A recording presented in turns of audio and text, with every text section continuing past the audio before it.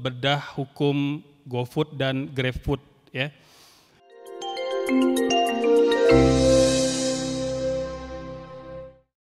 A'udzubillahi minasyaitonirrajim. Bismillahirrahmanirrahim. Alhamdulillahirabbil alamin wa kafa wassalatu wassalamu ala nabiyil mustafa. Asyhadu an la ilaha illallah wahdahu la syarikalah wa asyhadu anna Muhammadan abduhu wa rasuluhu la nabiyya ba'dah. Kaum muslimin, muslimat, assalamualaikum warahmatullahi wabarakatuh. Alhamdulillah kita mengucap syukur kepada Allah Subhanahu wa taala pada hari ini kembali dipertemukan di majelis ini, majelis yang mulia dalam rangka menuntut ilmu, mengilmui amal-amal kita baik yang berkaitan dengan ibadah ataupun muamalah. Kita berharap semoga pertemuan ini mendatangkan berkah dan rahmat kepada kita semua. Amin amin ya rabbal alamin. Tak lupa salawat dan salam selalu kita limpah curahkan kepada teladan kita, kekasih kita Nabi besar Muhammad sallallahu alaihi wasallam, kepada keluarganya, zuriatnya, para sahabatnya, serta umatnya yang selalu berusaha mempelajari, mendalami dan mengamalkan sunnah-sunnah beliau sallallahu alaihi wasallam. Hadirin hadirat kaum muslimin yang dirahmati Allah, pada hari ini kita akan menguraikan salah satu tema muamalah ya, yang kita beri judul bedah hukum GoFood dan GrabFood ya. Tema ini kita angkat karena tema ini sangat familiar dengan kehidupan kita ya, dan menjadi salah satu aktivitas yang friendly ya, hampir semua kalangan, tidak hanya dewasa, bahkan anak-anak juga sudah melakukannya gitu ya. Secara umum ya, jual beli adalah akad yang dihalalkan ya, apapun bentuknya secara umum ya. Hal ini berdasarkan keumuman ayat dalam Al-Qur'an, surah Al-Baqarah ayat 275, Allah berfirman, wa ahallallahu al-bai'a wa harramar riba. Allah itu menghalalkan jual beli sementara dia mengharamkan riba ya. Kemudian ayat ini juga dipertegas kembali dalam surah An-Nisa ayat 29. Allah berfirman, ya ayyuhalladzina amanu la ta'kulu amwalakum bainakum bil batil illa an takuna tijaratan an taradim minkum. Wahai orang-orang yang beriman, janganlah kalian saling memakan harta sesama kalian secara batil kecuali melalui jual beli yang kalian saling meridhai ya. Nah, ini dasar normatif dari Al-Qur'an. Adapun dari hadis Rasul sallallahu alaihi wasallam diantaranya adalah hadis yang diceritakan kepada kita dari riwayat Al-Bukhari. Kata Nabi sallallahu alaihi wasallam dalam hadisnya, rahimallahu rajulan, Allah merahmati seseorang, samhan idza ba'a wa idza ishtara wa idza iqtada ya. Allah itu merahmati seseorang yang murah hati dalam menjual, dalam membeli dan dalam menuntut haknya gitu ya. Nah, dasar inilah kemudian yang dijadikan sandaran oleh para ulama bahwa jual beli pada dasarnya adalah halal dan mubah ya. Boleh kita lakukan selama dia memenuhi rukun dan syaratnya ya. Ada penjual, ada pembeli, kemudian ada harga yang disepakati, serta ada serah terima antara barang dan jasa dengan orang yang membeli barang gitu. Kemudian bagaimana dengan GrabFood atau GoFood ya? Apakah termasuk kategori yang dihalalkan atau mungkin sebaliknya gitu ya? Maka ini perlu dijelaskan secara tuntas agar kita tidak merasa ragu ya, atau masih merasa bingung terkait status hukumnya ya. Yang pertama kita ingin katakan bahwa mengingat transaksi GoFood atau GrabFood ini belum pernah ada pada masa Rasul sallallahu alaihi wasallam dan belum pernah ada pula pada masa sahabat ya, kemudian tabi'in, tabi'ut tabi'in, bahkan sepanjang sejarah Islam klasik ya, kita tidak pernah dan tidak bakal menemukannya karena memang belum pernah ada gitu. Namun kemudian hal ini menjadi ada pada zaman sekarang.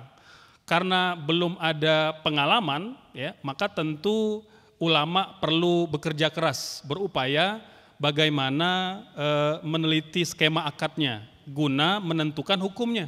Ya, karena belum pernah ada, maka perlu ditakar dengan ketentuan syariat, baik itu Al-Quran ataupun hadis Rasul, dan penjelasan dari para ulama kita gitu.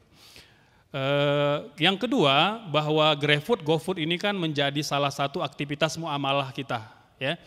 Berbeda dengan ibadah yang dalil dan dasar-dasarnya statis, tidak berubah. Salat sejak masa Nabi sampai hari ini tidak berubah dan tidak bakal berubah dan tidak boleh ada perubahan, ya. Namun dalam muamalah dalil-dalilnya, petunjuknya, pedomannya itu sangat dinamis gitu. Dan Al-Quran serta hadis Rasul Sallallahu Alaihi Wasallam itu tidak secara definitif, spesifik menjelaskan hukumnya. Namun yang banyak kita dapatkan adalah pedoman-pedoman umum. Ya. Oleh sebab itu boleh jadi ketika kita membaca penjelasan para ulama kontemporer terkait hukum GrabFood dan GoFood, ada pendapat yang variatif. Ya. Mungkin ada yang membolehkan, mungkin ada yang melarang, ya, menghalalkan dan mengharamkan, gitu ya. Ala kulli hal kita perlu dudukkan persoalan ini agar jelas bagi kaum muslimin dan muslimah, gitu. Yang pertama kita perlu jelaskan dulu apa itu definisi GrabFood atau GoFood, ya. Ini biar sama pemahamannya. Nanti saya khawatir saya menjelaskan sesuatu namun tidak dipahami definisinya. Bahwa GrabFood atau GoFood itu intinya adalah layanan jasa pemesanan makanan secara daring atau secara online. Jadi layanan, ya, jasa pemesanan makanan secara dalam jaringan atau online, gitu ya.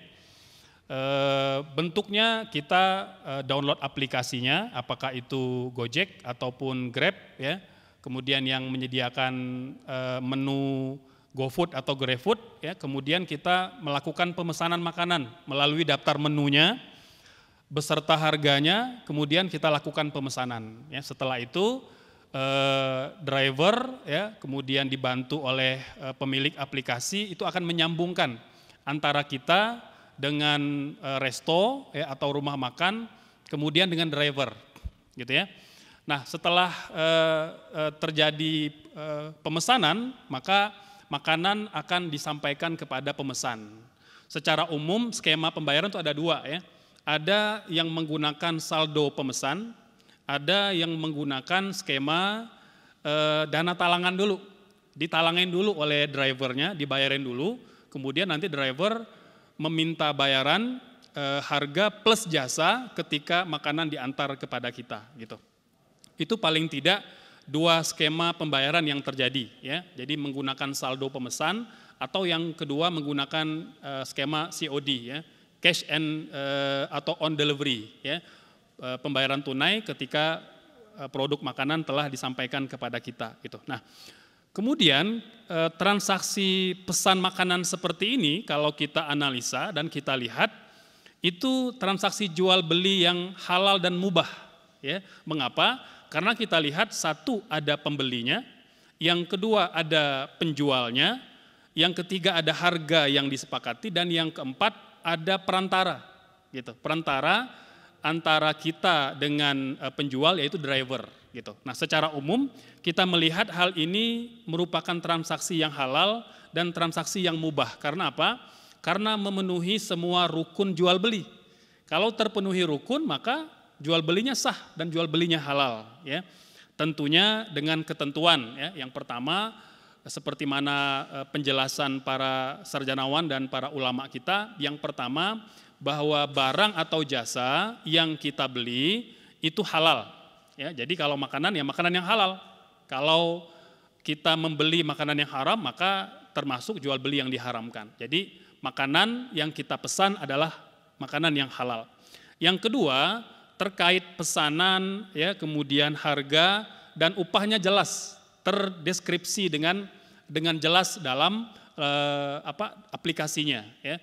Jadi jenis makanannya apa, kemudian kuantitasnya, kualitasnya, serta jasa yang perlu kita bayar kepada driver, ya, atau kepada pengemudi, gitu, ya. Nah, ini menjadi prasyarat dalam jual beli kalau istilah fikihnya bil muayyana au bil wasfi, ya. Jadi jual beli daring atau dalam jaringan ini itu harus ada muayyanah, harus ada wasf, artinya deskripsi secara jelas tentang produk yang mau kita beli atau yang dijual. Jangan sampai Seperti kita membeli atau menjual kucing dalam karung yang tidak jelas. Tidak jelas barangnya apa, tidak jelas kuantitasnya, kualitasnya, serta harga dan jasanya. Maka untuk menutupi peluang gharar ketidakjelasan ini, kita perlu gambarkan secara jelas pada lapak halaman penjualan gitu. Nah, kesimpulan ini juga itu berdasarkan pada kaidah bahwa akad yang terjadi antara kita dengan driver itu paling tidak kita bisa uraikan dalam dua skema, dalam dua skema yang dilakukan dalam transaksi GoFood atau GrabFood itu ada dua skema jual beli.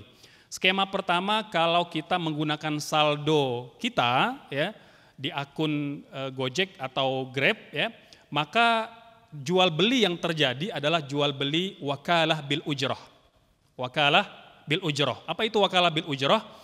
Jual beli jasa, jual beli jasa. Karena kita selaku pembeli, telah memilih barang, kemudian berkomitmen untuk membayar harga beserta jasanya. Kemudian kita membeli jasa pengantaran makanan atau pembelian makanan dari driver. Maka akadnya adalah akad wakalah bil ujrah. Wakalah itu perwakilan, pemesanan yang kita minta orang lain melakukannya, kemudian kita membeli jasanya. Ini wakalah bil ujrah. Lantas bagaimana kalau kita tidak punya saldo, kita menggunakan biaya atau dana talangan driver, gitu ya. Nah, bagaimana skema yang terjadi? Kita melihat bahwa skema ini itu bisa kita sebut sebagai skema qarat dan wakalah bil ujrah. Jadi ada dua transaksi, ada dua akad. Akad yang pertama kita meminjam uang driver, akad yang kedua kita membeli jasanya. Jadi ada dua akad dalam satu transaksi. Ketika kita membeli atau memesan makanan via GoFood atau GrabFood, gitu ya.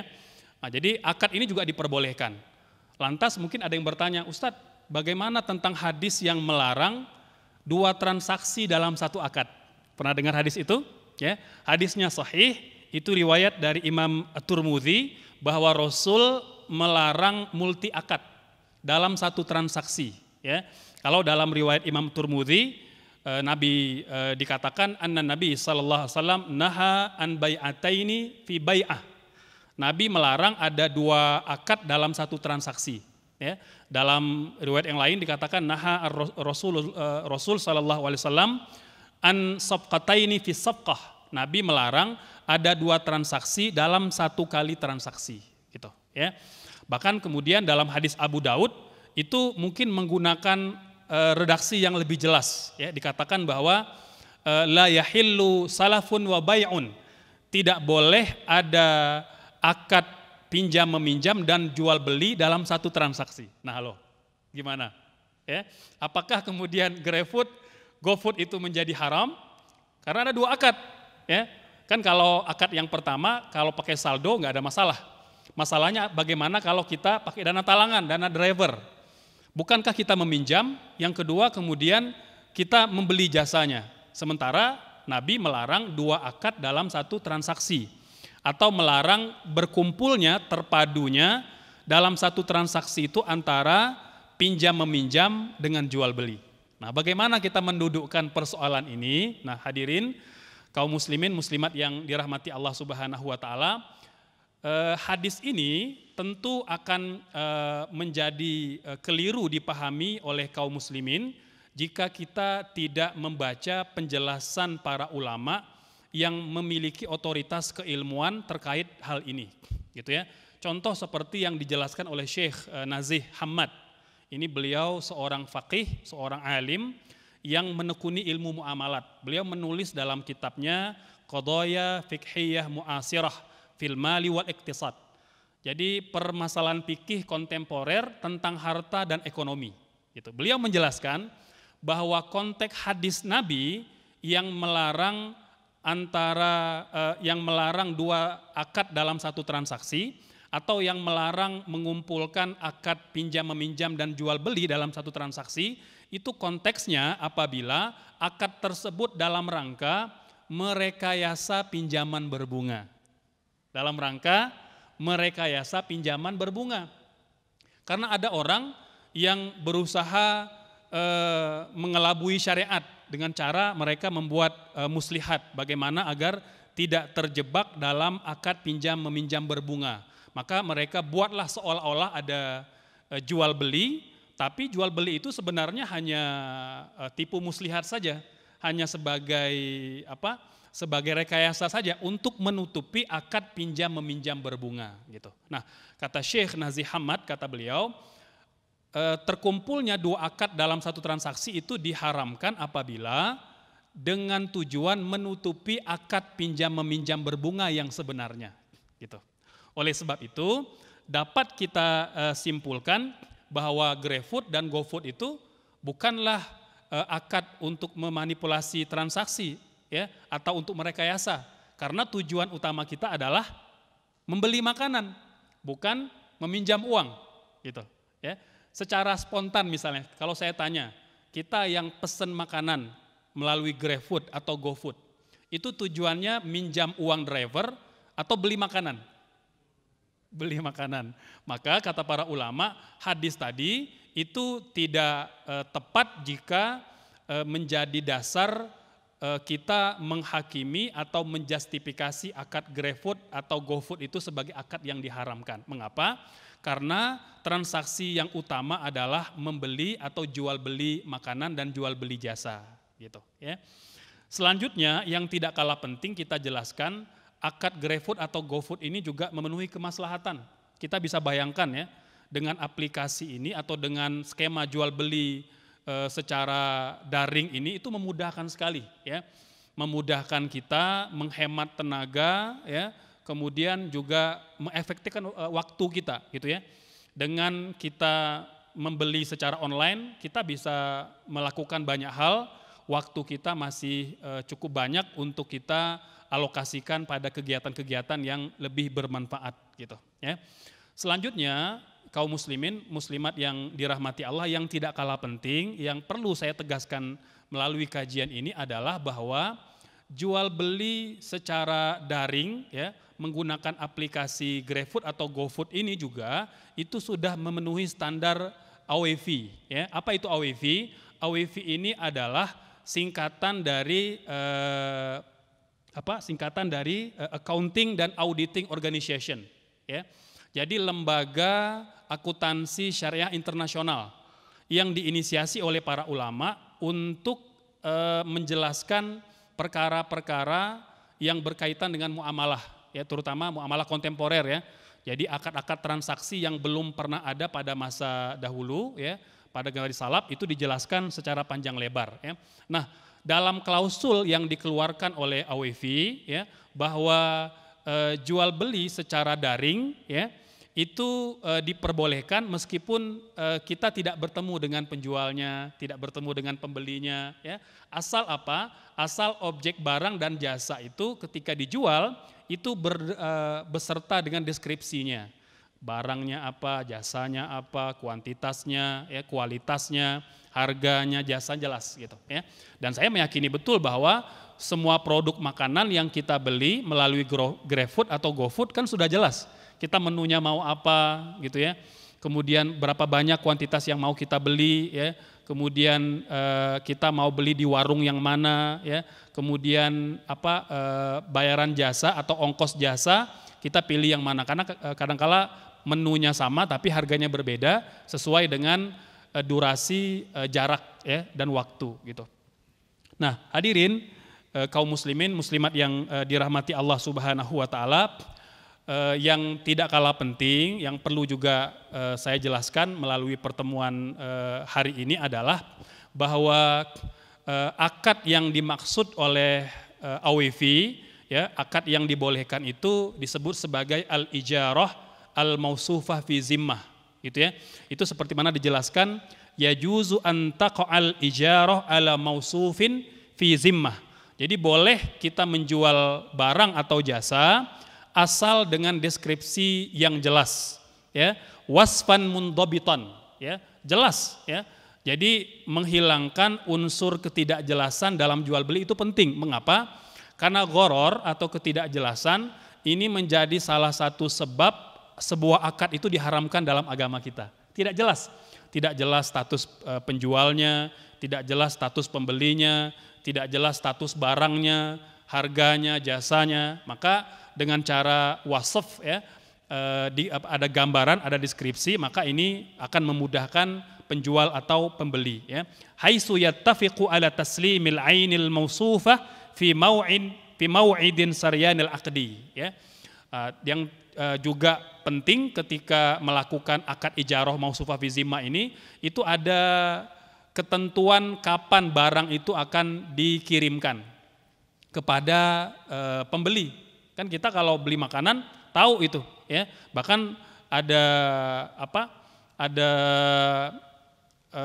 update posisi driver ada di mana gitu ya, melalui bantuan Google Map ya, kita bisa mengetahui estimasi kira-kira barang ini akan sampai kepada saya di jam sekian dan di jam sekian gitu ya.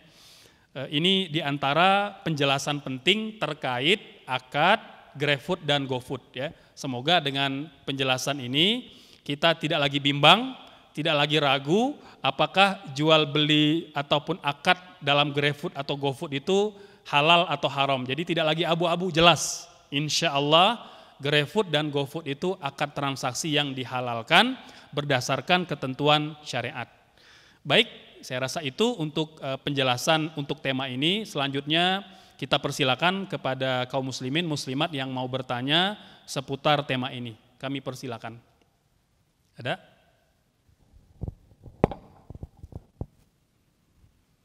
Silakan yang mau bertanya.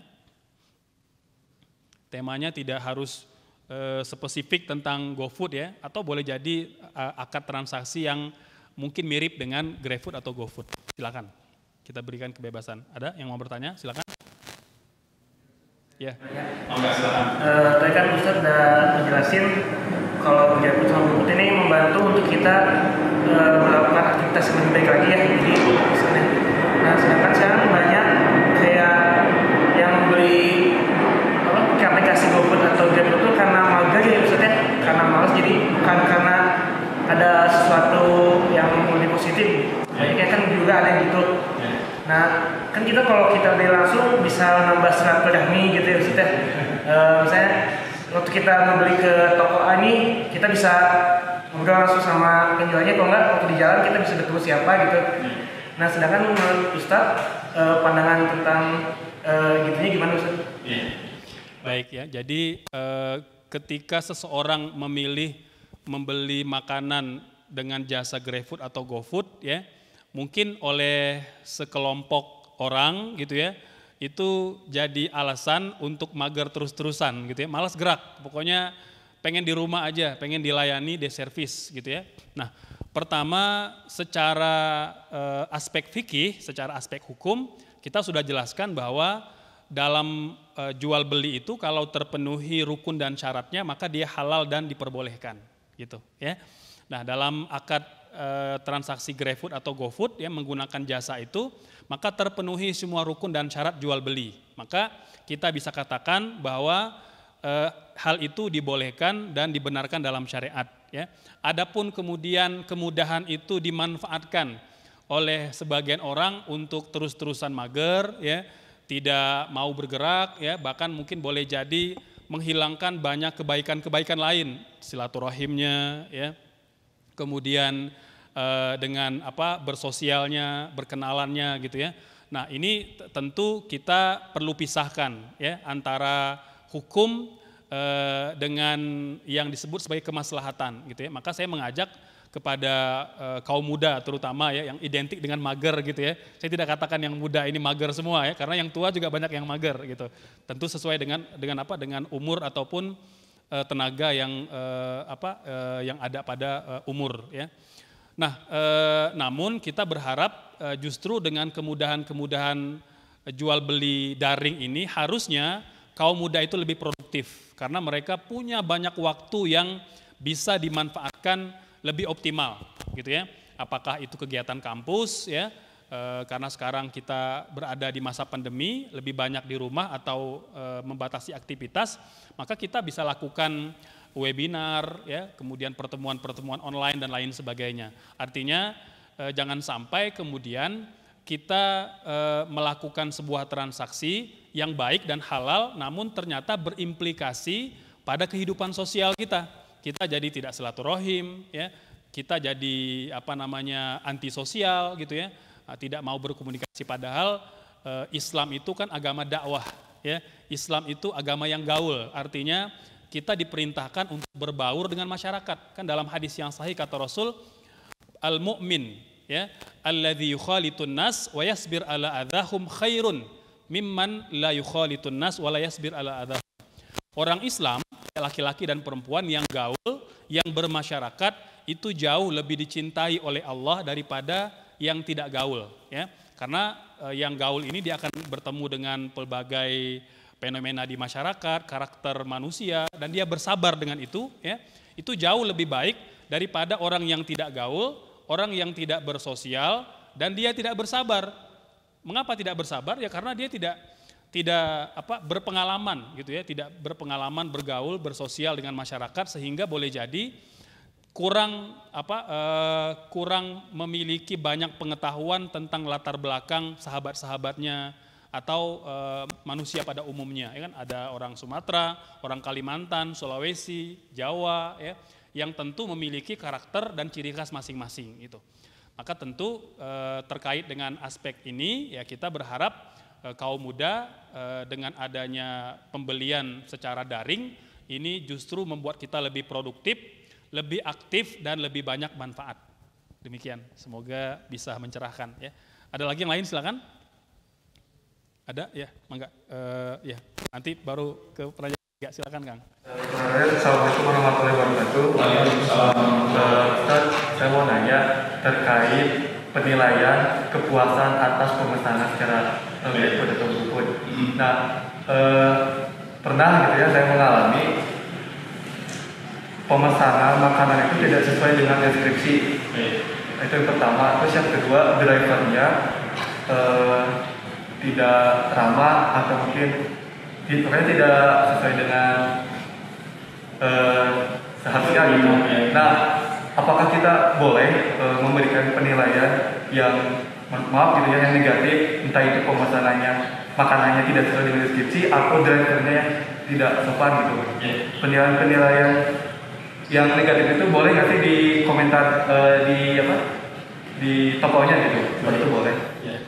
Ya, jadi ketika pembeli, ya, itu diminta memberikan testimoni atau komentar terhadap kualitas barang dan layanan penjualan, gitu ya. Bagaimana hukumnya, gitu ya. Jadi yang pertama bahwa satu, pembeli itu masih punya hak untuk komplain, untuk meminta ganti rugi jika misalnya barang itu tidak sesuai dengan yang dideskripsikan, kan, seperti dalam hadis yang sahih kata Rasul, al-bayyi'ani bil khiyar, gitu ya, malam yatafarraqa, bahwa penjual dan pembeli itu diberikan hak untuk meneruskan transaksi atau membatalkan, malam yatafarraqa, selama mereka belum berpisah.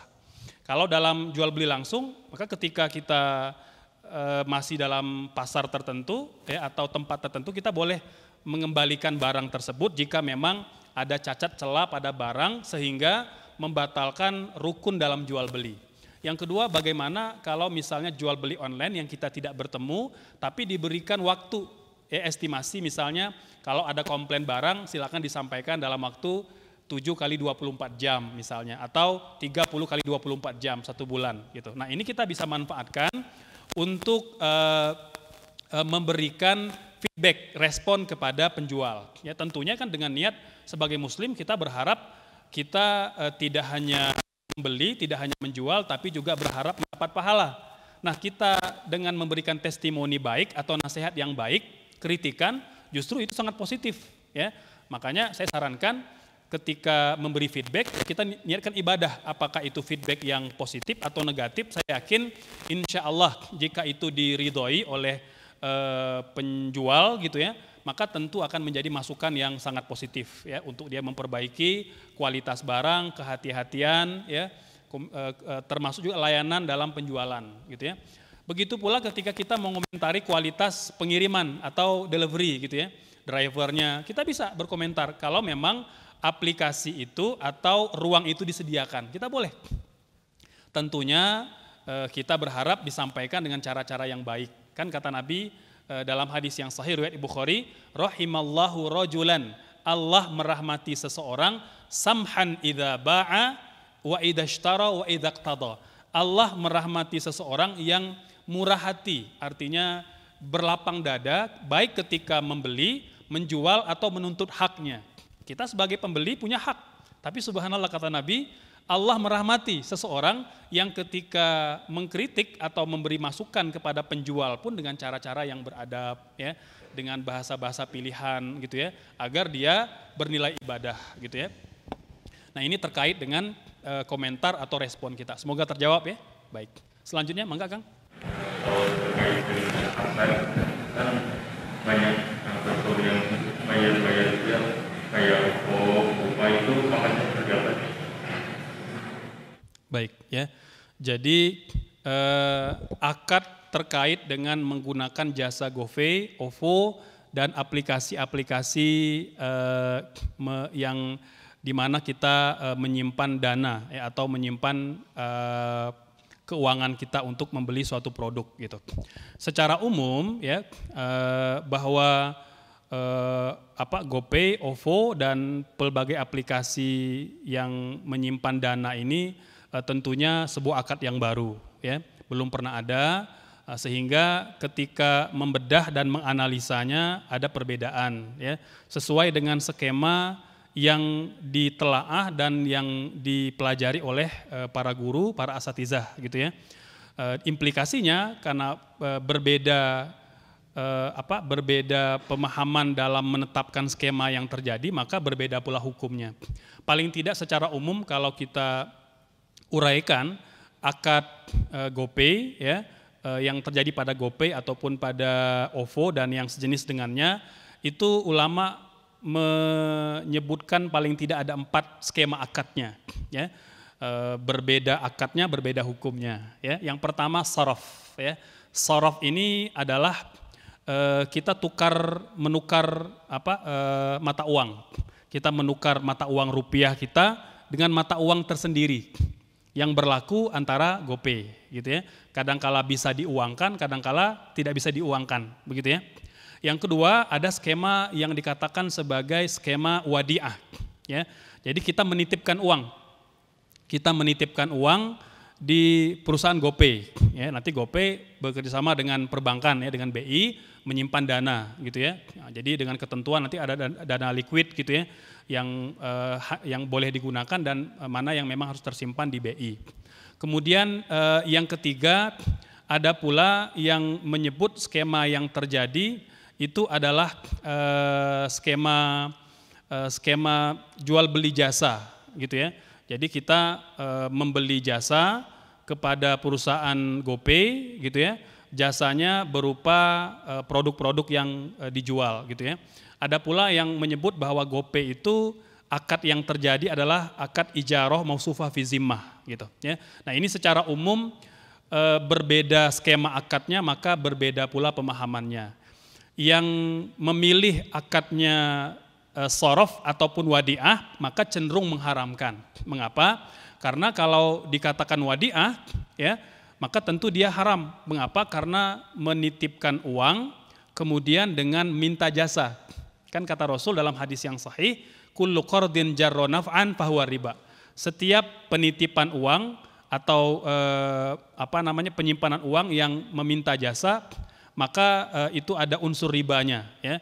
Nah, jadi termasuk nanti yang menyebut akad qard ya, qard ini pinjam meminjam uang.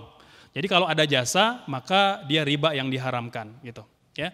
Adapun kemudian yang mengatakan skema yang terjadi adalah skema ijarah mausufah fi zimmah, jual beli jasa ya, maka akadnya halal ya, tidak diharamkan gitu ya. Nah, jadi termasuk kemudian yang lebih banyak dipilih oleh pendapat mayoritas ulama kontemporer pada hari ini bahwa akad kita menggunakan GoPay atau menggunakan OVO itu akad ijarah mausufah fi zimmah. Jadi kita sebenarnya membeli jasa, ya, membeli jasa yang kita simpan dananya terlebih dahulu dan kita akan mengambil barang atau jasa yang mau kita beli suatu hari nanti tatkala kita sudah memilihnya, ya. Contoh misalnya ketika saya top up ke GoPay atau ke OVO 100.000, itu sebenarnya saya tidak menitipkan uang kepada OVO dan saya juga tidak meminjamkan uang kepada OVO, ya. Kan tadi kalau dia akad sorof, akad wadiah atau akad qarad, maka cenderung pendapat ini mengharamkan karena kalau dia berupa pinjaman atau simpanan maka berbeda konsekuensi dan skemanya, gitu ya. Adapun kalau kita memilih akad ijarah mausufah fi zimmah, ketika saya top up uang 100.000, maka sebenarnya saya sedang membeli jasa GoPay atau jasa OVO yang nilainya 100.000. Apa jasanya? Belum ketahuan. Nanti ketika saya sudah memilihnya, apakah saya mau pakai menu GoFood atau Gojek atau GoDrive atau GoMassage dan lain-lain gitu, ya. Nah, akad seperti ini itu dikatakan akad ijarah mausufah fi zimmah. Seperti mana standar AWV tadi membolehkan bahwa ketika kita melakukan akad transaksi, ya, top up dana, ya, itu diperbolehkan selama bentuk jasanya, bentuk barangnya terdeskripsi dengan jelas, ya.